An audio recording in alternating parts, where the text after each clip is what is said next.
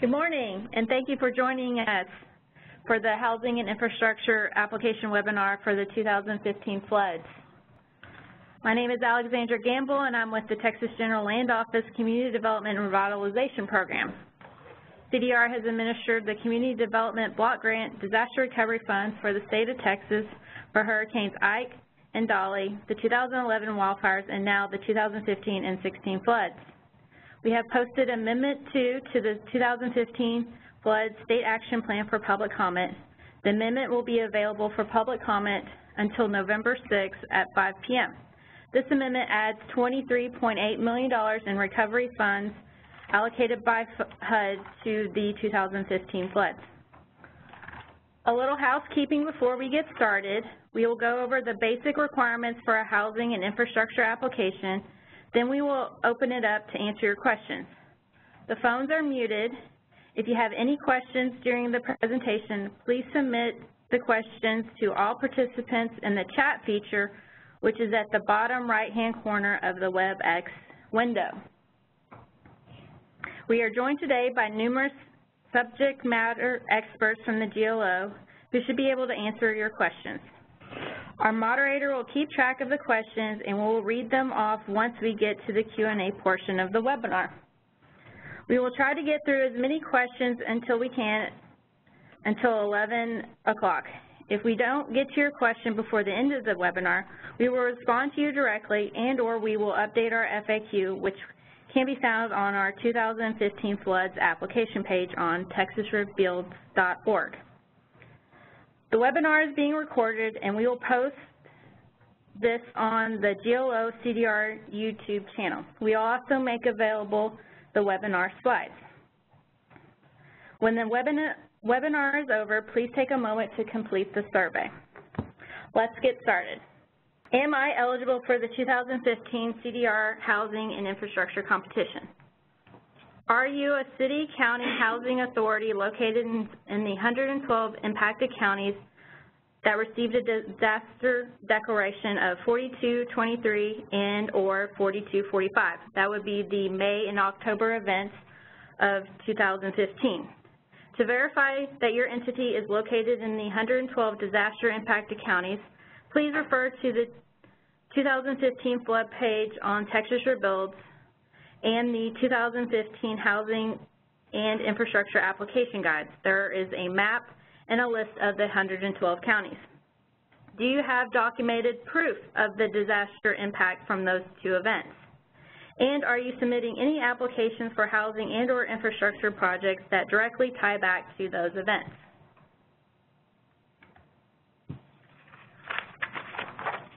During 2015 flooding events in May and October, 116 counties received a presidential disaster declaration.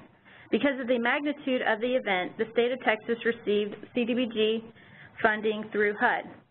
HUD required that a specific portion of the funds go to the HUD most impacted counties, which included Harris, Hays, Hidalgo, and Travis. Each of these counties were allocated a specific amount and were required to develop a county method of distribution.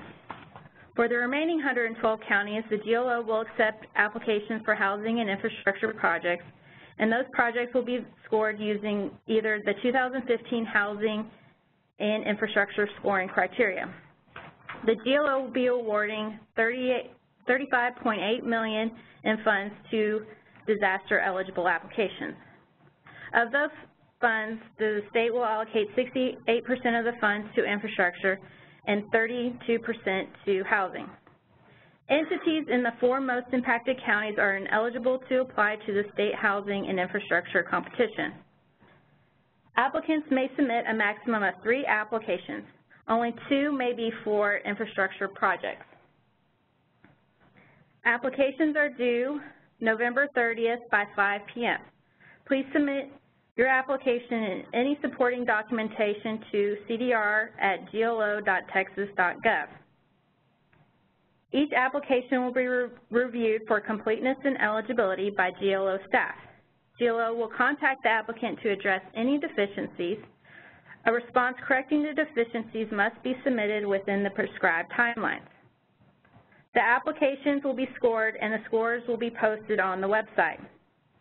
Any deobligated funds and/or cost savings from completed projects will be allocated to partially funded applications or awarded to the next highest scoring unfunded application. Subrecipients must procure goods and services using the federal procurement and contract requirements outlined in 2 CFR 200, sections 318 to 326. A single vendor may be procured to assist in the preparation of an application and to perform work under the grant. The vendor procurement should clearly identify preparation of an application and grant administration services within the solicitation document. The solicitation must take place prior to the initiation of the application process and comply with 2 CFR 200. If an applicant did not procure a vendor for the preparation of the application but would like to use a vendor for the administration of the project, then that vendor would still need to be procured using 2 CFR 200 requirements. The GLO has procurement guidance and a video on the 2015 flood applications page. Each CDBG DR project must meet one of the following HUD designated national objectives. There are 3 national objectives. The first national objective is benefiting low to moderate income persons. There are 3 ways to achieve this. The first is area benefit. These are activities where benefits are available to all residents within a particular area, where at least 51% of the residents are low and moderate income persons. The next way is limited clientele. This is an activity which benefits at least 51% of low to moderate income persons. To qualify for limited clientele, the activity must meet one of 4 particular tests. Direct benefit activities include such activities as housing and jobs. The next national objective is preventing or elimination of slum and blight. And the last national objective is meeting an urgent need. For this allocation, HUD has waived the CDBG certification requirements for documentation of urgent need until 24 months after HUD first obligates funds to the grantee, which is the GLO. The minimum application amount for housing is $500,000, and the maximum application amount is $2 million. We are accepting 1 project per application, and a project is considered a discrete combination of an eligible applicant, eligible activity, beneficiary population, and national objective. An example of a project would be an applicant shall rehab or reconstruct a specific number of low to moderate single-family homes. When considering the cost to rehab, reconstruct a home or rental property, or do buyouts, the applicant must budget for, if applicable, costs such as cost to demolish the home, elevation, accessibility, sewer, septic hookups. Pages 8 to 11 in the 2015 Housing Application Guide outline the housing assistant caps and expenses that fall under administration and project delivery. Each application will be scored using the 2015 scoring criteria.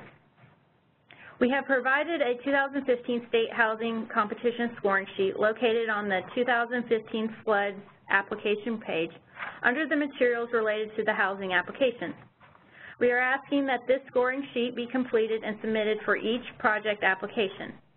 Additionally, please submit any supporting documentation and data sources that are not already included in the housing application. For instance, the data source for question 7 is applicant leveraging funds would have to be submitted with the application to receive points. The infrastructure minimum amount is $100,000. The maximum application amount is $1 million. 1 project per application submission. Again, only 2 applications may be submitted for infrastructure projects. A project is a discrete combination of an eligible applicant, eligible activity, beneficiary population, and national objective. A project may have more than 1 site associated with it. Again, each application will be scored using the 2015 infrastructure scoring criteria. We have also provided a 2015 state infrastructure scoring competition sheet located on the 2015 applications page under the materials related to the infrastructure applications. We are asking that this scoring sheet be completed and submitted for each project application. Additionally, please submit any supporting documentation and data sources that are not already included in the infrastructure applications. For instance, the data source for question 5 is the applicant leveraging funds would have to be submitted with the application to receive funds. When documenting area beneficiaries for an infrastructure project, the first step is to determine the project service area. Depending on the project, this might be a countywide benefit, citywide benefit, or a defined area benefit. A map is required of all the locations and boundaries of the project service area or target area. All the sites, all the census tracts and block groups must also be identified. The maps must be legible. If it is not clear from the map how the project service area and beneficiary area are related, please provide a written explanation and/or any supporting documentation. If using census data through the 2016 LMISD spreadsheet located on the 2015 Floods application page, the project must benefit all the persons within a census geographic area or a significant number of the persons within a census geographic area. The census geographic area could be a county, place, which would be a city, census tract, or block group. If an application activity does not benefit an entire census geographic area or a significant amount of the persons within them, then the applicant must use another method to determine the beneficiaries. The applicant should consider conducting a local survey to document the beneficiaries and the low and moderate income benefit percentage for that activity. The applicant must also identify the total beneficiaries, total low to moderate income beneficiaries. They must also provide the race, ethnicity, and gender breakdown. On the 2015 Floods application page are the 2016 LMISD spreadsheet, census survey guidance, survey forms, links to census maps, and a form that helps calculate the race, ethnicity, and gender breakdowns when using the census data. We also have a process flow chart for using census data. When you're submitting your application, we will be looking for the following items. We will be looking to see if you have a completed application, that you're providing the supporting documentation that may include but is not limited to beneficiary documentation, project location descriptions and maps, damage documentation such as photos, reports, news articles, citizen participation documentation, the financial interest report, the environmental review activity exemption form, and resolution. In addition, we would also like to have completed the self-scoring sheet with supporting documentation and data sources if not included in the application. This concludes the presentation portion of the webinar. We will try to get through as many questions as we can until 11 o'clock. If we don't get to your question before the end of the webinar or are unable to answer your questions at this time, we will respond to you directly and/or we will update the FAQs located on the 2015 applications page. Since everything's muted, if you have a question, please submit your questions through the chat feature. One question that has recently come up due to the impact by Hurricane Harvey is how, if I have a project and it was additionally damaged, again, through Hurricane Harvey, what do I do? Is the project still eligible? HUD has provided guidance on using CDBG funds and additional disasters. So if you have a project that was going to be for, say, this 2015 activity and a recent disaster exacerbated the damage, you can work on that. So, for example, a recent disaster further damaged a public facility that was damaged in 2015, but the repairs have not been completed. CDBG funds can be used to fully complete the repairs and address the needs as it currently exists. We cannot do repairs for anything that hasn't occurred or damage incurred because of Harvey, but if it has been exacerbated, we can do that. But we can't address a new need that has come up because of Harvey.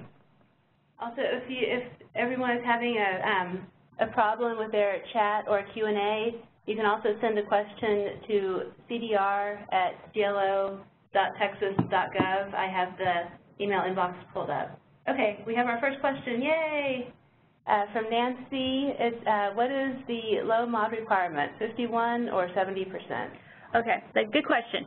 So for a project to be considered benefiting low to moderate income, you have to benefit at least 51% of the residents in that area. The 70% requirement applies to the state of Texas funding. So 70% of the state of Texas funding has to benefit low to moderate income people. So basically 70% of our funds have to meet the LMI national objective. Thank you, Nancy. Any other questions? As HUD has done away with the exemption form for admin and engineering, are you asking to have this form filled out for the project itself? No, it's not for the project itself. It's just to cover your admin, engineering, grant administration, those types of activities. We'll do the actual project ERR at a later date. And please make sure you send your question to all participants. Another question we recently received was if you're doing a survey, would the GLO like the survey sent to us prior to the application deadline? We are not requiring that the surveys be pre-approved before the application deadline. So if you're doing a survey, please go ahead and send those surveys with the application submission on November 30th. Okay, we have another question. Will work already completed for the PWs be accepted as part of the application for match? Will the work already completed for the PW, that's project worksheet, be accepted as part of the application for match?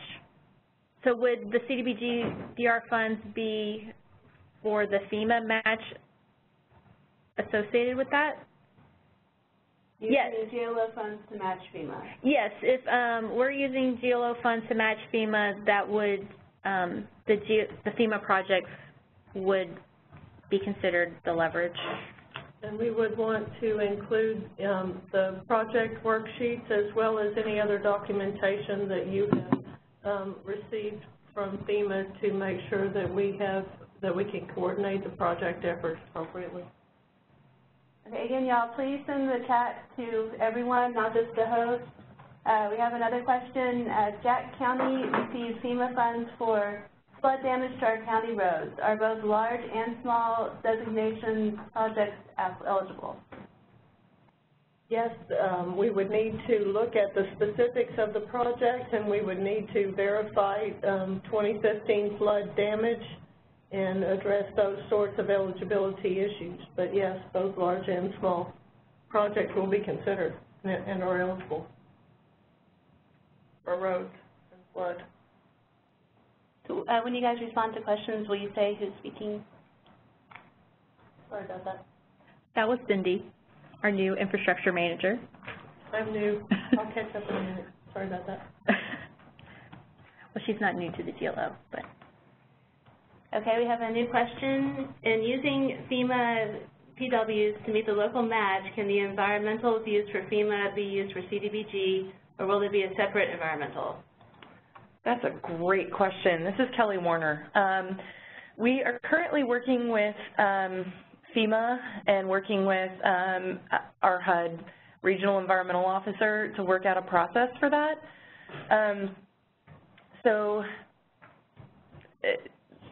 Hopefully there will not be too much additional work for a separate environmental. We do want to make sure that we cover everything that HUD wants to see, but more guidance will be coming on that. Question, would you mind going back a couple of slides? Which slide would you like us to go back to? Okay. So what we're looking for with the completed application, so we need a completed application answering all the questions as best you can that are in the application, the budgets, and the beneficiary documentation. So in addition to the application, we're looking for the supporting documentation, which will include beneficiary documentation, project locations, descriptions and maps, damage documentation, the citizen participation documentation, the financial interest report, and the environmental review activity exemption form and a resolution, and also the completed self-scoring sheet.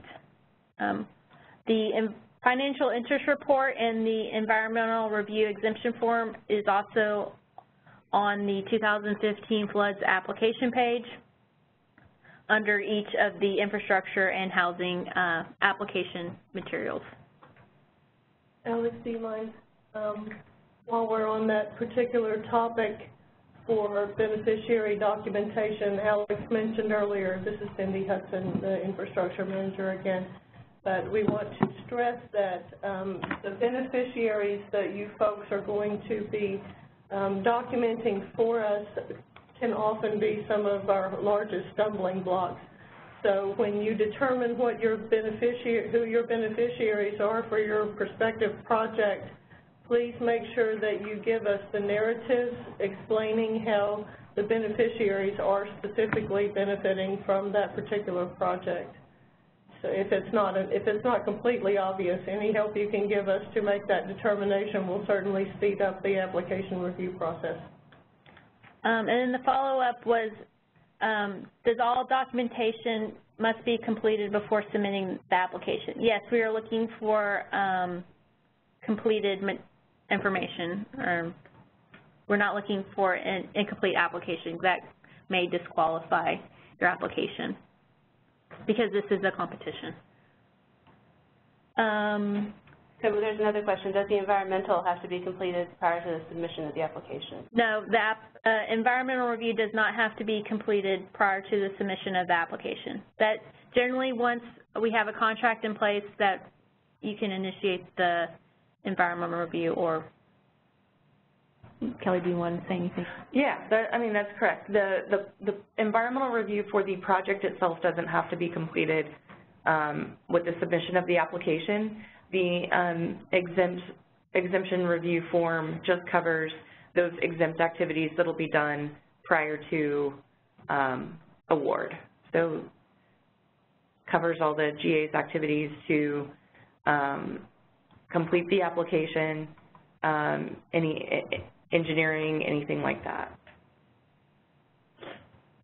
Will this presentation be made available? Yes.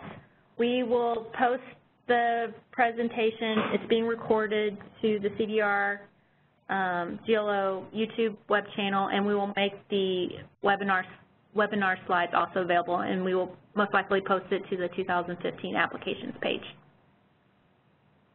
Another question, should we separate street improvements from a housing application as a separate infrastructure application?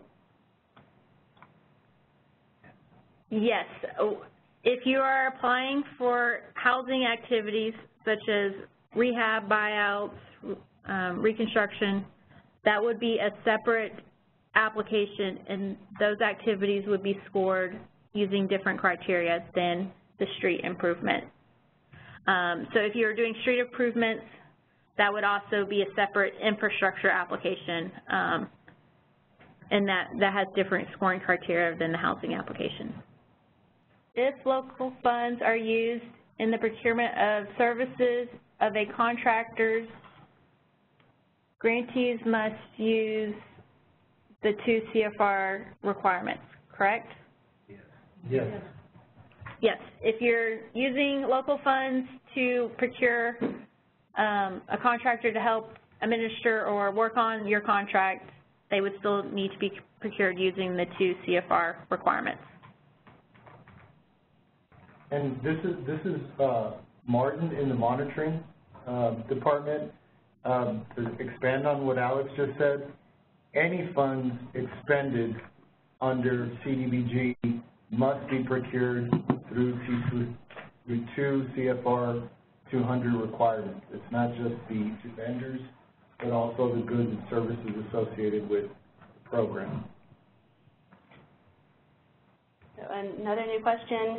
Since FEMA project worksheets are a moving target with regards to final funding, the local cost share amount could change as a PW is amended. How will this be addressed by GLO? This is Cindy Hudson, the infrastructure manager, and what we will need to do in those instances is we do realize that those change and they are moving targets. So we will have to coordinate very carefully with the folks you were working with at FEMA and TDM, and we'll be working on things like cost sharing and how draws will be divided appropriately and so forth. So it will be an ongoing effort. For application purposes, you'll just have to go with the data that you have in your most current PW, and then we will have to review that later on as we get into the application review process. What are acceptable forms of local match? Well, so like cash from the entity, supplying jurisdiction, FEMA match. Let me look at the scoring sheet and I can just read off from there. So it could be sources from either other state sources besides CDBG, DR, state sources, federal sources, and other outside sources will be reviewed. For purposes of this criteria, leverage funds include equipment, materials, and cash from the applicant, and sources from other requesting entities. So there's a wide range. It's not just cash that we will accept as leverage. This is Cindy, the infrastructure manager again, and on that note, what we would need to do is to make sure that everything that is needed, all the monies needed to complete a project are identified, and that we have the correct supporting documentation to show exactly how we paid for the project at the end of the day and where all the monies came from. Yes, because this is a scoring criteria. If you fail to provide that match or it's not documented, that could potentially jeopardize your funding. Can the funds under the 2015 flood allocation be used for the purchase of equipment? If so, what type of equipment can be purchased? This is Cindy Hudson again, the infrastructure manager, and that is a very tricky question. There are going to be some rare equipment some rare types of equipment that we will be able to support and to fund fully eligible. The best rule of thumb to remember, however, is that if a piece of equipment that you are trying to purchase can get up and walk away and it is not permanently affixed, those are generally ineligible. So we're going to be looking for permanently affixed equipment for the large part. It depends on your project type. We have some options that we might be able to consider for fire protection services as an example. So we would need to look at your particular project type and the particular type of equipment that you're looking at. But basically, the best rule of thumb is that any equipment needs to be permanently affixed. Okay, next question. How can we document LMI for a countywide housing project targeting homeless veterans?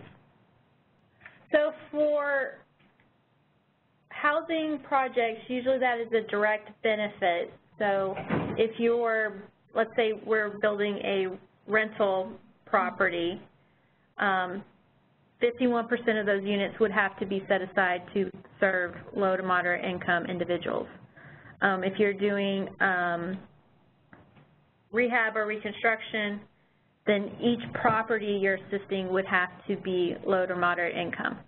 So at the application stage for housing, we generally don't know who those individuals are, but in your guidelines, we will restrict benefit to only low to moderate income individuals, and that's how you would qualify them at this housing application stage.